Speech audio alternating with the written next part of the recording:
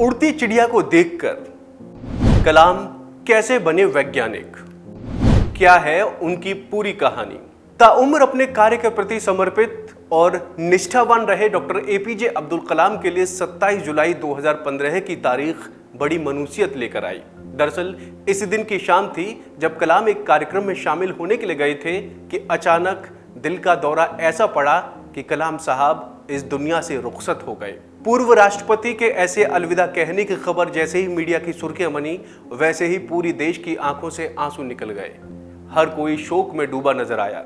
आपको जानकारी हो कि डॉक्टर कलाम को प्रोजेक्ट डायरेक्टर के रूप में भारत का पहला स्वदेशी उपग्रह SLV तृतीय बनाने का श्रेय हासिल है। इतना ही नहीं, डॉक्टर कलाम ने ही पोखरण में हुए दूसरी बार परमाणु परीक्षण कर देश को परमाणु हथियार निर्माण की क्षमता दिलाई। वो ऐसे तीसरे राष्ट्रपति थे जिन्हें भारत रत्न से सम्मानित किया गया, लेकिन उनके इस बुलंदी पर पहुंचने के पीछे उनका त्याग और अपने काम के लिए समर्पण छुपा है। और शायद यही वजह है कि वो युवाओं के लिए प्रेरणा स्रोत के तौर पर आज भी उनके दिलो दिमाग में मौजूद हैं।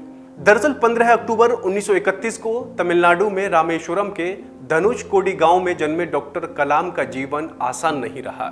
मध्यम वर्गीय संयुक्त परिवार में जन्मे अब्दुल पाकिर जैनुला अबद्दीन अब्दुल कलाम के भारत रत्न डॉक्टर एपीजे अब्दुल कलाम बनने तक के सफर में अनेक मील के पत्थर हैं जो हम सभी के लिए प्रेरणा स्रोत हो सकते हैं। इस सफलता के पीछे के कारकों को उन्होंने अपनी पुस्तक द ट्री लाइफ में दर्ज किया है। वो लिखते हैं, क्या मैं अकेला हूं शीर्ष से वो लिखते हैं, मैं और मेरे मित्र प्रोफेसर विद्यासागर हवाई जहाज से हैदराबाद से दिल्ली आ रहे थे। हमारा हवाई जहाज घने बादलों में परत दर परत ऊपर उठता हुआ ऊंची उड़ान भर रहा था। उस अद्भुत दृश्य से हमारी अंतरात्मा को झकझोर दिया।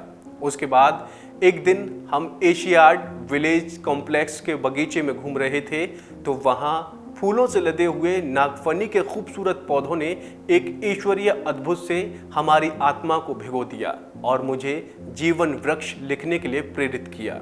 इतना ही नहीं, अब्दुल कलाम बताते थे कि जब वो 5वीं क्लास में पढ़ रहे थे तब एक दिन उनके टीचर ने सभी स्टूडेंट्स से एक प्रश्न पूछा कि चिड़िया कैसे उड़ती है।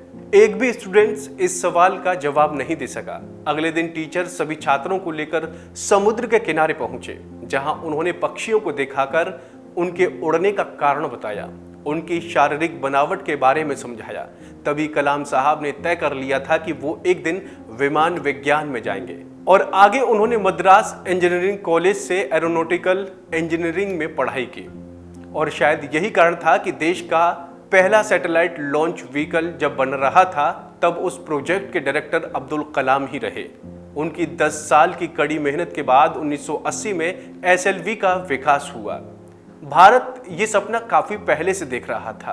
पूर्व राष्ट्रपति की वजह से ही आज देश स्पेस टेक्नोलॉजी में दुनिया के साथ कदम ताल कर रहा है। आज देश ने न केवल SLV का निर्माण किया बल्कि कई ताकतवर लॉन्च व्हीकल भी बनाए। इसके अलावा 1998 में अटल बिहारी वाजपेयी का नेतृत्व और अब्दुल कलाम के दिमाग ने 5 न्यूक्लियर टेस्ट किए। मुख्य वैज्ञानिक एडवाइजर के तौर पर पोखरण द्वितीय न्यूक्लियर टेस्ट का नेतृत्व एपीजे कलाम ने ही किया। इसके बाद से ही उन्हें भारत का बेस्ट न्यूक्लियर साइंटिस्ट कहा गया। जुलाई 1992 से दिसंबर 1999 तक देश के परमाणु परीक्षण विभाग के वो चीफ भी रहे। सिर्फ सैन्य ही नहीं, यूनिवर्सल हेल्थ केयर में भी अब्दुल कलाम का कमाल का योगदान रहा है। डॉक्टर कार्डियोलिस्ट सोमा राजू के साथ मिलकर उन्होंने बेहद सस्ता कोरोनरी स्टेंट बनाया। इसका नाम कलाम राजू स्टेंट दिया गया। इसी की बदौलत आज हार्ट डिजीज वाले लाखों मरीज का इलाज हो चुका है। साल 2012 में एपीजे अब्दुल कलाम ने डॉक्टर सोमा राजू के साथ कलाम राजू टैबलेट नाम से छोटा सा टैबलेट बनाया। रूरल हेल्थ केयर के लिए इसे तैयार किया गया था। आपको बता दें कि डॉक्टर कलाम काफी सरल स्वभाव के थे, उन्हें बच्चों से काफी लगाव था। एपीजे अब्दुल कलाम भारत के पूर्व राष्ट्रपति, जाने माने वैज्ञानिक, बेहतरीन इंजीनियर के तौर पर जाने जाते थे। करीब 4 दशक तक उन्होंने साइंटिस्ट और विज्ञान के व्यवस्थापक बनकर DRDO और इसरो को संभाला। भारत के नागरिक अंतरिक्ष कार्यक्रम और सैन्य मिसाइल के विकास में उन्होंने काफी योगदान दिया।